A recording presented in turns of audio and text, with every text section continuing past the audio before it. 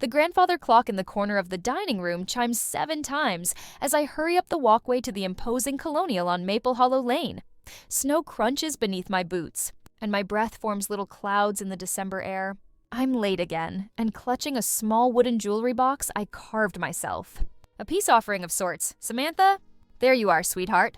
Grandpa Thomas wraps me in a bear hug the moment I step inside. His silver hair is combed neatly to one side, and the familiar scent of his aftershave wraps around me like a second embrace. How do you like your house? Is everything to your liking? The room falls silent. Dad's fork clatters against his plate. Tracy, my stepmother, freezes mid-pour, wine teetering dangerously close to the rim of her glass. My house? The words stick in my throat like poorly chewed food. Grandpa Thomas's smile wavers. Deep lines form between his brows as his gaze shifts from me to Dad, then back. The house on Sycamore. The one I wired the money for last month? Dad rises quickly, napkin falling forgotten to the floor. Dad, we should discuss this later. Samantha just arrived, and the roast will get cold. I notice Tracy's hand trembling as she sets down the wine bottle. My half-sister Lily blinks owlishly, confusion written across her face. She doesn't know either. My stomach plummets. Something is very wrong. The grand dining room with its crystal chandelier and polished mahogany table suddenly feels like a stage set, and I'm the only one who didn't get the script. I think of my childhood, squeezed into the converted attic while Lily sprawled in her princess bedroom downstairs. My mother died bringing me into this world, and Tracy arrived when I was 4, already pregnant with Lily. That's when the pattern started. Lily at the center, me orbiting the edges. "There's no money left for you," Dad had said when I got accepted to architecture school. I remember his expression, not regret, just mild inconvenience at having to deliver the news. I worked night shifts at Joe's Diner for 3 years, drafting building plans on napkins during slow hours. My studio apartment barely fits my bed and drafting table. The invitation to Christmas dinner had seemed like progress, a chance to finally belong. How wrong I was. Tracy clears her throat. "Sam, tell everyone about your little drawing class. Didn't you say you're teaching now?" Her obvious deflection heats my cheeks. But for once, I don't shrink away. Actually, I'd like to know what Grandpa means. Grandpa Thomas stands, hands flat on the table. I wired $480,000 for a house on Sycamore Street. Richard said it was for Samantha a graduation gift. His voice cuts through the room like a steel blade. But clearly, my granddaughter knows nothing about it. Dad's laugh sounds forced. It's a temporary arrangement. We're managing the property until Samantha finishes school. It's complicated, Dad. Then uncomplicated, Grandpa says. My eyes drift to the wall of family photos, vacations, birthdays, graduations. I notice now what I've always suspected. I'm missing from most of them. The few where I appear were taken during Grandpa's visits. "You've been using me," I whisper, the truth crystallizing. "You only invited me to family events when Grandpa was coming." Dad doesn't deny it. Tracy suddenly finds her dessert spoon fascinating. "The money was for Samantha," Grandpa Thomas says, voice hardening. "Not for you to buy that monstrosity of an SUV or for Lily's horse riding lessons." I see it all now, Dad. Manipulating Grandpa for money while keeping me at arm's length. Tracy, climbing the social ladder on family wealth. Only Grandpa Thomas, despite living in Denver, has shown me genuine love. "Pack your things, Samantha. You're coming to Denver with me?" Grandpa's words fall like a judgment. "Dad, don't be dramatic. We're still family." Dad's voice carries a threat beneath the plea. I stand quietly, looking at the family photos without me. 3 smiling faces where there should be 4. The missing piece that never quite fit. "I'll get my coat," I say, voice steadier than I feel. Upstairs, I pause at Lily's door, her room 3 times the size of my childhood attic. I don't hate her. She's as much a pawn as I am, just one with better benefits. When I return downstairs, Grandpa Thomas is waiting by the door, car keys in hand. Dad is red-faced, whispering furiously. Tracy dabs at non-existent tears. "Ready?" Grandpa asks. I nod, clutching my small wooden box, the gift I made that nobody will receive. The handcrafted maple lid took me weeks to carve with delicate snowflake patterns that reminded me of winters spent building snowmen with Grandpa Thomas before Dad deemed me too old for childish activities. Outside, the December wind bites at my cheeks, but it feels cleansing, refreshing. The Christmas lights strung along the eaves of the house cast colorful reflections in the snow. Another perfect facade. "Your mother would be proud of you," Grandpa Thomas says quietly as we crunch toward his car. She never let anyone walk all over her either. The mention of my mother sends warmth through my chest. I have only photographs and stories, but in this moment, I feel connected to her strength. Grandpa opens the passenger door for me, then pauses. "We can fight this, you know. That money is legally yours." I consider his words. The years of exclusion, the carefully constructed lies, my journal entries full of hope when they suddenly started inviting me to family dinners. All a charade for Grandpa's benefit. Some battles aren't worth the cost, I say finally. As we drive away from Maple Hollow Lane, I don't look back. Some families aren't worth fighting for. But as Grandpa's hand briefly squeezes mine, I realize some definitely are. 3 days later, after careful arrangements, the bank statements spread across Thomas's granite kitchen island tell a story more painful than any novel I've ever read. Each page reveals another layer of deception, another moment my father stole from me. My hands shake as I smooth out the wire transfer documentation. "There it is," Thomas says, his finger tapping on the memo line. "Samantha Carter home purchase." I stare at the words until they blur. Nearly $500,000, earmarked with my name, sent from my grandfather's account to my father's. Money I never saw. A house I never lived in. Look at this. Thomas slides a folder of printed emails across the counter. "Richard claiming to be acting on your behalf." Each email makes my stomach tighten. My father's casual tone discussing Samantha's house and what's best for her future, while systematically stealing my inheritance. I flip through property records, showing Tracy listed as the sole owner of the home on Sycamore Street. "And this," Thomas says, voice hardening as he reveals a power of attorney document. "This signature. Is it yours?" The scrawl that's supposed to be my name looks nothing like my handwriting. "No," I whisper. "I never signed this." Thomas nods once like he expected this answer. "Forged. That's a federal offense." The Denver skyline glitters through the wall of windows in his condo, indifferent to the collapse of my family illusions. I've been here 3 days since Christmas dinner, and each hour brings new horrors. Thomas opens his laptop. There's more. I had my accountant pull these records. The spreadsheet on screen shows dozens of withdrawals from an account labeled Samantha's Trust. Money for Lily's private school tuition. Money for family vacations to Europe. Money for Tracy's designer wardrobe. "Your college fund," Thomas explains, voice tight with anger. "I established it when you were born. It should have had nearly $300,000 by the time you turned 18. Richard emptied it years ago." I think of my cramped studio apartment, the night shifts at the diner, the student loans crushing me with debt, all while my college fund paid for Lily's horseback riding lessons and Tracy's spa memberships. "There's this too." Thomas continues, pulling up more documents. "Your mother's inheritance. It wasn't much, but she wanted you to have it. I never knew my mother left me anything." The small inheritance, $42,000, had been diverted to renovations on the main bathroom in their house. I remember Tracy bragging about the Italian marble and heated floors, while I showered in my apartment where the hot water lasted 3 minutes. Thomas clicks through to another screen. "A credit card in your name. Current balance, $23,000, my credit score. My financial future, my identity, all stolen by people who were supposed to protect me. The tax implications alone." Thomas shakes his head, explaining how gift money reported in my name means I could owe taxes on funds I never received. I press my palms against my eyes, trying to process the scale of betrayal. How could they do this? "Richard orchestrated everything," Thomas says, his voice hollow. "My own son. He's been systematically abusing your finances for years. And Tracy, an enabler. She deliberately kept you separated from family events unless I was visiting. Created a narrative that you were disinterested. Antisocial. And Lily?" I ask, thinking of my half-sister who benefited from everything stolen from me. An unwitting beneficiary. Raised to expect everything without questioning where it came from. Thomas's expression softens. She's a victim too, in a different way. I walk to the window, pressing my forehead against the cool glass. Below, Denver continues its evening routine. Cars flowing like blood cells through the city's veins. What happens now, I ask? Richard could face legal consequences for fraud and identity theft.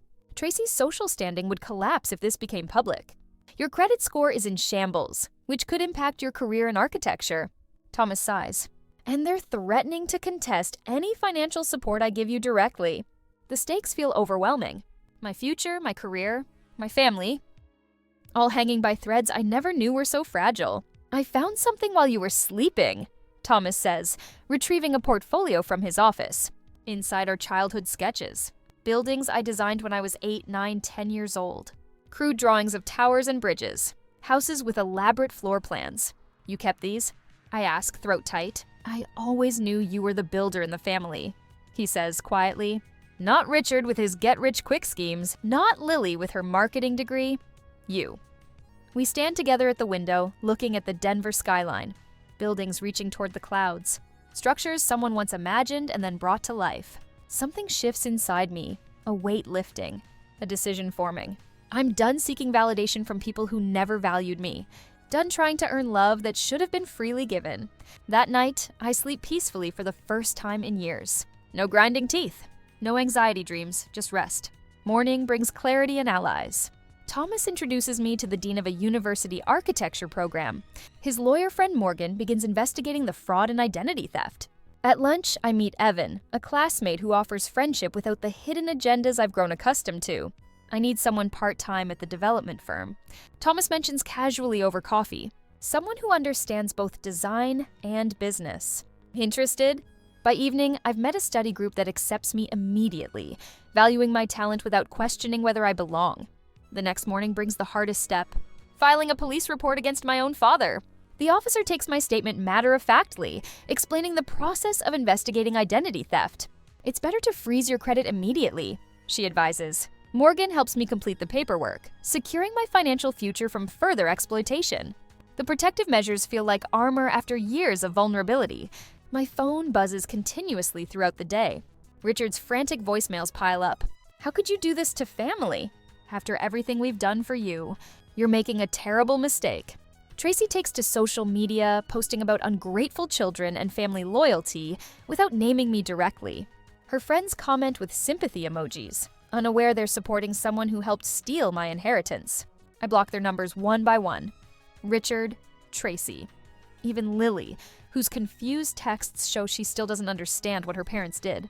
The silence that follows feels like the first clean breath after years of drowning. Thomas finds me on the balcony that evening. It's just the beginning, he warns. They won't give up easily. I know, I say, watching the city lights come alive as dusk settles over Denver. But neither will I. For the first time in my life, I'm fighting for myself instead of for their approval. And though the cost is high, the family I thought I had has gone forever. I finally understand what Thomas meant about being the builder in the family. Some things need to be torn down before you can build something better. The persistent knocking at Thomas's development office door turns aggressive, rattling the frosted glass panel. I glance up from my sketch as Evan places a protective hand on my shoulder. I know she's in there. Richard's voice booms through the door. Samantha, this has gone far enough. My pencil snaps between my fingers. 2 weeks since Christmas, and they won't stop. Yesterday, my psychology professor pulled me aside after class, concern etched on her face.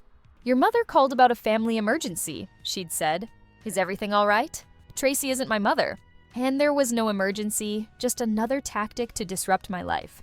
Thomas stands, shoulders squared. Stay here, he tells me, then opens the door just enough to block Richard's view. This is a place of business, Thomas says, his voice steady. If you want to speak with my granddaughter, make an appointment. Don't lecture me about family, Richard snarls. Extended family is calling us daily, telling us to fix this. Even Aunt Marjorie thinks Samantha needs to make peace. Thomas doesn't budge. Peace requires honesty, Richard. Something you seem unfamiliar with. I focus on my breathing in for 4 counts, out for 6 while they argue. My phone buzzes with notifications. More tearful Instagram videos from Lily about our family being torn apart. The comments are filled with sympathy for her. Strangers condemning me without knowing the truth. Have you seen what they've been posting about your development company? Richard's voice drops to a threatening whisper. Anonymous reviews claiming substandard materials. Delayed timelines. That could hurt your reputation, Dad. My stomach churns. They're targeting Thomas now because of me. When the door finally closes, Thomas returns, his face flushed but composed. Well, he says, attempting a smile. That was invigorating. They're writing fake reviews about your business, I say. The guilt immediate and crushing. Because of me. Thomas waves his hand dismissively. Reviews don't build houses, Samantha. Quality does. He points to my architectural model on the corner of his desk, a design that won department recognition last week. This is what matters. Speaking of which, the Wilsons called again. They specifically asked for your input on their residential design. Pride flickers through me, momentarily displacing the anxiety. Really? Really? And Professor Bennett mentioned an architectural internship possibility. Your talent is being recognized. I touch the model gently, a sustainable small home designed with both functionality and beauty in mind. Every weekend hiking trip with Evan has fed into this vision, building my physical and mental resilience while inspiring organic elements in my designs. Your mother would be ashamed. Richard's words echo in my head as I exit my afternoon class 2 days later.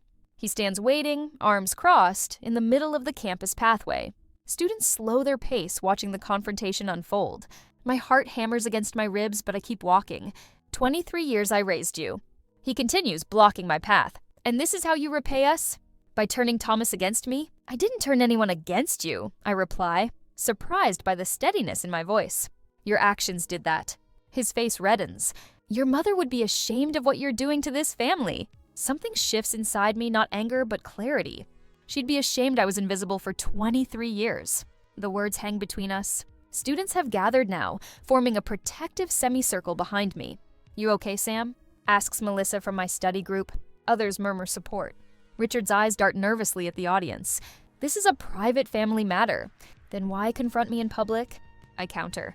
When campus security approaches, summoned by someone in the crowd, Richard retreats, pointing a finger at me.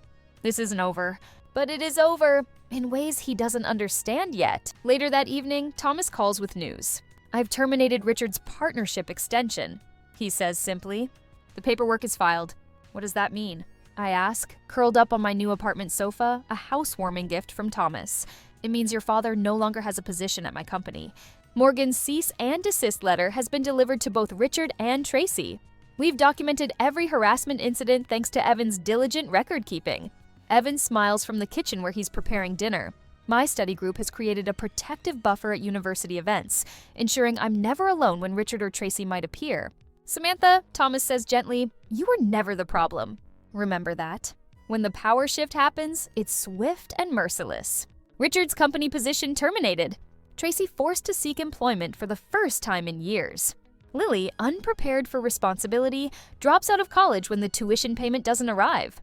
Their luxury lifestyle crumbles as financial reality hits. Meanwhile, I focus forward, not backward. My architectural sketches fill portfolios. Journal entries document my growth. Thomas installs security cameras at his home. They're just precautions, he assures me when I express concern. The morning sun warms our faces as Evan and I hike our favorite mountain trail. The physical exertion feels good, cleansing. We reach the summit viewpoint around noon. Beautiful, Evan says. But he's looking at me, not the landscape. Something cracks inside my chest. The tears come without warning, hot and fast. Years of suppressed pain and rejection pouring out in heaving sobs. I still sometimes wish they had loved me, I confess. The words torn from somewhere deep and wounded. How pathetic is that? Evan doesn't offer empty platitudes. They don't know how to love anyone properly, he says instead. Honest and clear. Not even themselves.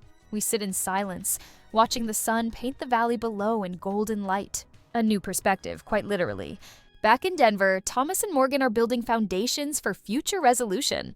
A quitclaim deed for the Maple Hollow Lane house is being prepared. Thomas updates his will to protect my inheritance. My university submission shows remarkable growth in talent, drawing interest from faculty and local firms alike. The sustainable home concept has merit. My professor notes during review, your technical skills have advanced considerably. I'm building connections without fear of rejection. Now friendships that feel genuine, not conditional. When Tracy calls, her voice is stripped of its usual superiority. We're about to lose everything, she says, desperation evident. Richard is drinking again. Lily won't get out of bed. We need your help with Thomas. The old Samantha would have yielded, desperate for inclusion. The new one doesn't. You only remembered I was family when Grandpa was watching. I reply calmly. Later that evening, a notification arrives the quitclaim deed has been delivered to Richard. I add the final touches to my sketch of a future project, one that will use proceeds from the house sale to build something lasting and meaningful. Thomas looks over my shoulder, his pride evident. You're building more than houses, he says. I nod, understanding the truth of his words. I'm building a life on my own terms, one that can't be stolen or diminished by people who never saw my worth. On Tuesday next week, the morning sun filters through my apartment blinds as Morgan places a stack of legal documents on my kitchen table. Each page represents another brick in the wall I'm building between my past and future. They've been served, Morgan says, tucking a strand of silver-streaked hair behind her ear. Her eyes, sharp as a hawk's, softened momentarily. Richard looked like he'd seen a ghost when I handed him the papers. I run my fingers over the top document, a formal demand for the transfer of the Sycamore Street house to my name. The rightful owner, me. Did he say anything? I ask, trying to keep my voice steady. Morgan's lips curve into a tight smile. He tried to charm me. Old habits die hard with men like that. She taps a blue folder. These financial records prove the fraud. The authorities have copies now. My phone buzzes. An email from the Credit Restoration Agency confirming they've begun the process of repairing the damage Richard inflicted on my credit score. Another buzz the architecture department, acknowledging receipt of my scholarship application. I'd leveraged my story, turning personal pain into professional purpose. Professor Jenkins had encouraged it. Your experience shapes your perspective. Use it, Samantha. Morgan's voice pulls me back. Are you ready for what comes next? Richard won't go down without a fight. The question hangs in the air like smoke. Am I ready? 6 months ago, I couldn't even make eye contact with my father across the dinner table. Now I'm taking back what's mine. I'm ready. The battle begins sooner than expected. By afternoon, Grandpa Thomas calls, his voice tight with controlled anger. Richard's telling everyone I'm senile, he says. Claims I don't remember what the money was for. That you're manipulating me. The hurt in his voice stabs at my chest. We knew this was coming, I remind him. And myself. Dr. Harlow is expecting you tomorrow for the cognitive assessment. I shouldn't need to prove I'm of sound mind to my own son. The weariness in his voice breaks my heart. I know, Grandpa. I'm sorry. Don't apologize for standing up for yourself, sweetheart. After we hang up, my phone floods with notifications. Tracy has contacted the local news station about elder abuse in our family. My stomach clenches as I scroll through the social media posts she's tagged me in, painting me as the villain. The university campus offers no sanctuary. I'm halfway through my advanced structural design class when Lily appears in the doorway, face streaked with tears, drawing every eye in the room. How could you make us homeless? She wails. The performance worthy of an award. Dad says we'll lose everything because of you. Professor Jenkins stands. Campus security, please. Her voice brooks no argument as she points to the emergency call button by the door. Later, Evan walks me to my car, the evening sky deepening to indigo above us. Your sister has quite the flair for drama, he comments, scanning the parking lot for any unwelcome visitors. Half-sister, I correct automatically. And yes, she learned from the best. I check my phone, 3 voicemails from extended family members I barely know, all pressuring me to drop the case, to think about how this is affecting Thomas. Evan nods toward my screen. More flying monkeys? The whole circus. I slip my phone into my pocket. Richard and Tracy have everyone convinced I'm destroying the family for money. What are you going to do? The question stops me. What am I doing? Fighting a battle that seems to grow larger each day? Sacrificing my peace for justice? I'm going to class, I say finally. I'm going to focus on the design competition. I'm going to live my life. Evan smiles. They hate that most of all. You know, when they can't make you react. The next morning brings a text from an unknown number. Drop the case or Thomas's business irregularities from 2016 go public. The threat turns my blood cold. But I forward it to Morgan without responding. Another piece of evidence. In the design studio, Professor Jenkins reviews my latest work, her fingers tracing the lines of my sustainable housing concept. You're creating safety, she observes. Not just shelter, but sanctuary. The comment stops me. I hadn't consciously intended that. But looking at my design, the protective courtyards, the transparent walls that still maintain privacy, the multiple exit points, I recognize the truth in her words. My architecture reflects my journey, I admit quietly. She nods. Healthy boundaries aren't walls, but foundations. Your design shows that beautifully. Later, Evan peers over my shoulder as I refine the concept. You don't design to impress, but to protect, he says. That's rare. I incorporate more open spaces, more transparency. The light flows through my design like truth through darkness. Morgan calls that evening. Richard's accusations triggered a full financial investigation into him. She says, satisfaction evident in her voice. His attempt to discredit Thomas backfired spectacularly. The tables turn quickly after that. Tracy's social media campaign gains negative attention when her friends begin questioning her version of events. Lily's university status is revoked following her disruptive behavior and harassment. Their desperate attempt to access Thomas's medical records is discovered by hospital security.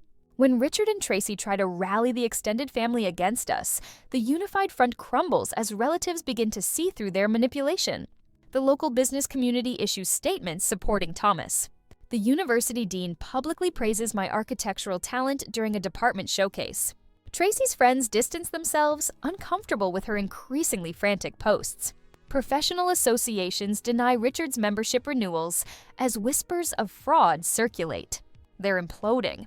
Evan observes as we watch Richard and Tracy argue publicly at a community fundraiser, their masks slipping to reveal the ugliness beneath. Look at them! They can't even maintain the facade anymore. Thomas's business partners issue a formal statement of support. Evan organizes a student petition against harassment on campus. Morgan successfully files a restraining order against Richard and Tracy. My department showcases my work, and members of the Denver development community offer mentorship. The final blow comes when Richard faces potential fraud charges for misappropriating not just Thomas's money, but funds from several investors. Tracy's carefully cultivated social standing collapses. Lily is forced to get a part-time job for the first time in her life, posting angry tirades about her toxic parents who lied to everyone. The foreclosure notice arrives at the luxury home on Maple Hollow Lane, same day I learn my design has been selected for a sustainable housing initiative. The symmetry feels like poetry. That evening, Grandpa Thomas and I sit on his porch, watching the sunset paint the Denver skyline gold. He raises his coffee mug in a toast. To foundations, he says, not facades. I clink my mug against his, to truth. Behind us, my architectural models catch the fading light structures built not to impress, but to endure. Just like me. On Monday, my phone buzzed with Tracy's number for the 4th time today. I let it go to voicemail again, watching the notification appear while I sketch facade modifications for my university competition entry. The timestamp reads 7:48 p.m. Samantha, it's Tracy. Your father's in the hospital. The doctors say it might be his heart. He might not make it. Please call me back. Even after everything, he's still your father. I set my pencil down, noting the tremor in my hand. The doctors said no such thing. Morgan confirmed Richard was admitted for stress-induced exhaustion after the settlement papers arrived yesterday. Classic manipulation. A knock at the door interrupts my thoughts. Through the peephole, I see Lily standing on my apartment doorstep, her eyes red-rimmed, hands clutching her designer purse like a life preserver.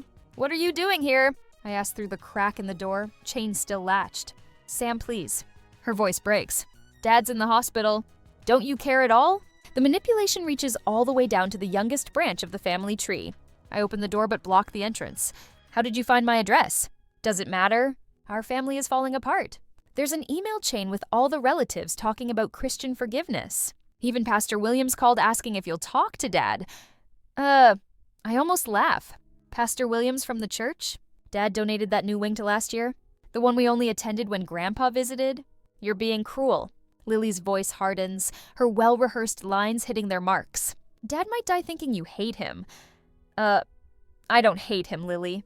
I just finally see him clearly. The stress makes my chest tighten uncomfortably. I've been having these spells since the confrontation at Christmas. Thomas noticed one yesterday, worry lines deepening around his eyes as he watched me press a hand against my sternum. Lily leaves eventually, but the onslaught continues. Richard's lawyer calls the next morning while I'm revising my competition drawings. Miss Carter, I'm Lawrence Myers, representing your father. I have a settlement offer that could make this whole unfortunate situation go away. His voice carries the smooth confidence of someone accustomed to cleaning up wealthy clients' messes. I already have, Morgan, thank you. I hang up, then silence my phone when it immediately rings again. Later, my apartment buzzer sounds. The church pastor stands at the entrance, Bible in hand, talking about prodigal children and Christian forgiveness. I politely decline his counsel. The next day, Tracy calls again. We're contesting Thomas's will. You've poisoned him against his own son, his flesh and blood. Morgan assures me they have no legal standing, but the noise of it all, the barrage of accusations and guilt-inducing tactics creates a fog around me. I miss 2 days of classes. My competition deadline looms while family chaos swirls. Even Evan's parents have started asking questions about his involvement with our troubled family situation. Old insecurities rise like ghosts. Am I overreacting? Should I just forgive and forget to make the noise stop? Then Thomas has a minor heart episode. The doctor calls it stress-induced angina. Nothing serious, but enough to frighten me. I sit beside his hospital bed, watching his weathered face in repose, seeing the toll of Richard's betrayal on the man who never gave up on either of us. I'm calling off the lawsuit. I whisper, holding his hand. It's not worth your health. Thomas's eyes flutter open. Don't you dare. We finish what we started. The determination in his voice steadies me. I return to my drafting table that night with renewed focus, working until dawn breaks over the city skyline. 2 days later, it happens. The notarized quitclaim deed arrives via courier while Thomas and I share breakfast. My hands shake as I read the document, confirming what Morgan promised. The house on Maple Hollow Lane, officially transferred to my name. We did it, I whisper, hardly believing the paper in my hands. Thomas smiles, tension visibly falling from his shoulders. Morgan came through. That afternoon, Morgan arrives with a thick folder. He spreads documents across Thomas's dining table, explaining the leverage that brought Richard to heel. I presented him with the complete financial fraud timeline. Morgan says, his meticulous nature evident in the color-coded tabs. The evidence would have been sufficient for criminal charges, but we held that as our bargaining chip. The property transfer represents partial financial restitution. He points to a document with the university letterhead. Your architecture scholarship is now secure, contingent on the boundaries we've established. The no-contact order is legally binding. They can't approach you, Thomas, or the university campus. I study the documentation of Tracy's social media posts, Lily's disruptive campus visits, and Richard's manipulative voicemails, all preserved and cataloged. What happens to them now? I ask. Morgan adjusts his glasses. Richard's been removed from his professional organizations, pending ethics investigations. Tracy's social connections are unraveling as the truth emerges. The community stands firmly behind you and Thomas. That evening, my phone rings with a university number. My design has won the competition. Thomas recovers enough to attend the awards ceremony, proudly watching as I accept the recognition that will launch my career. The next day, I list the house on Maple Hollow Lane with a reputable realtor Thomas recommends. The proceeds are already designated, part for my education, part for a sustainable housing project I've designed for my senior thesis. Are you offering any support to Richard's family? The realtor asks cautiously. No, I answer, my voice firm but not bitter. News filters in through mutual acquaintances. Richard and Tracy are separating amid their financial collapse. The luxury lifestyle has crumbled completely. Lily has moved in with a friend and taken a retail job. Meanwhile, I focus on my future, not their drama. Thomas introduces me as his protege at industry events, his pride evident to everyone present. 3 weeks later, the realtor calls with news. The house has sold for $520,000, $40,000 more than Richard originally paid. As I hang up, a voicemail notification appears. Lily's number. Sam, it's me. I just wanted to say I understand now. I'm sorry, really sorry. Her voice sounds smaller, stripped of entitlement. I'm working at the mall now. It's actually not terrible. I don't call back immediately, but save the message. Thomas mentions retirement, suggesting I might take a larger role in his consulting firm. The seed money for my architecture career now secured. Possibilities stretch before me like an open road. The question hangs between us during dinner. What does real family look like now? Neither of us has the answer yet, but for the first time, we have the freedom to discover it together. I glance at Thomas across the table. I'm thinking of calling Lily back. He nods, understanding in his eyes. Family is what we choose to make it. I place my hand over his, feeling the strength in his weathered fingers. I choose this. 2 years later, the morning sun filters through my apartment windows, casting golden light across my drafting table. From here, I can see the Denver mountains rising majestically against the sky, a daily reminder of perspective. I trace my finger along the sustainable housing blueprint spread before me, pride swelling in my chest. 3 months into my internship at Westfield Architectural Solutions, and my designs are already catching attention. My phone buzzes. Evan's name appears on screen, and unlike 6 months ago, no anxiety tightens my chest. Just warmth. Still on for dinner tonight? He asks when I answer. Absolutely. Thomas is bringing that wine he's been raving about. I smile, adding, and I finally perfected my grandmother's lasagna recipe. After we hang up, I return to my design, a community housing project incorporating local materials and solar integration. The firm's sustainability director called it inspired yesterday. 2 years ago, such praise would have left me desperately searching for the hidden criticism. Now, I simply accept it as truth. Later that evening, my apartment fills with laughter and conversation. Thomas sits at the head of my dining table, silver hair catching the candlelight as he debates architectural theory with my study group. Evan helps in the kitchen, our movements around each other comfortable and respectful. No pushing, no demanding, just partnership. So, Samantha, my classmate Jordan asks between bites of lasagna, "What's your family background? You never talk about where you grew up." The question hangs in the air. Once it would have frozen me with shame and rehearsed lies. Now I simply smile. "I'm building my family now," I say, gesturing around the table. "Some family you're born to, some you choose along the way." Thomas catches my eye, his proud smile saying everything words can't. The proceeds from selling what should have been my house, the one my father and Tracy had kept for me, funded this new life. Thomas's mentorship provided the rest: connections, guidance, and unwavering support. After dinner, while others help clear dishes, I step onto my small balcony. The city lights below shimmer like earthbound stars. In my journal, waiting inside, I wrote this morning, "I don't need to earn belonging anymore." 7 words that took 23 years to learn.